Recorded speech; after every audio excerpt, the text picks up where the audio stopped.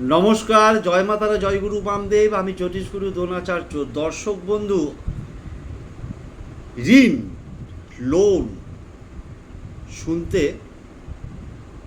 খুব ছোট্ট একটা শব্দ, কিন্তু যাদের জীবনে ঋণে ঋণে ঋণে ঋণে ভর্তি হয়ে গেছে, রাতের ঘুম চলে গেছে, খাওয়া দাওয়া চলে গেছে, সম্পূর্ণভাবে ঋণ মুক্ত করতে পারবেন। কি করতে হবে তার জন্য? না, যে কোনো বুধবার দিন অথবা শুক্রবার দিন, দুদিনের মধ্যে যে কোনো একদিন একটা ফটকিরির টুকরো সংগ্রহ করবেন। সেই ফটকিরির টুকরোটাকে আপনি আপনার মাথার উপরে, এটা যে কোনো সময়ে, ফটকিরিটার টুকরোটাকে অ্যান্টি ক্লকওয়াইজ, অর্থাৎ ঘড়ির কাঁটা যেভাবে ঘোরে তার ঠিক উল্টো দিক দিয়ে 7বার ঘোরাবেন। কি না, আপনি ঋণ শোধ করতে চাইছেন, দরকার হয় সেই যে ব্যক্তি ঋণ শোধ করতে চাইছে তার নামটা বলুন, ঘোরাতে ঘোরাতে 7বার।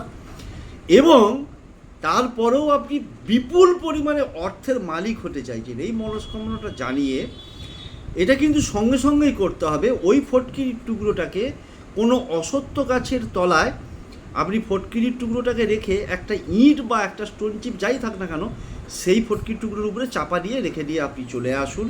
দেখুন কীভাবে ঋণ থেকে আপনি মুক্ত হতে পারেন।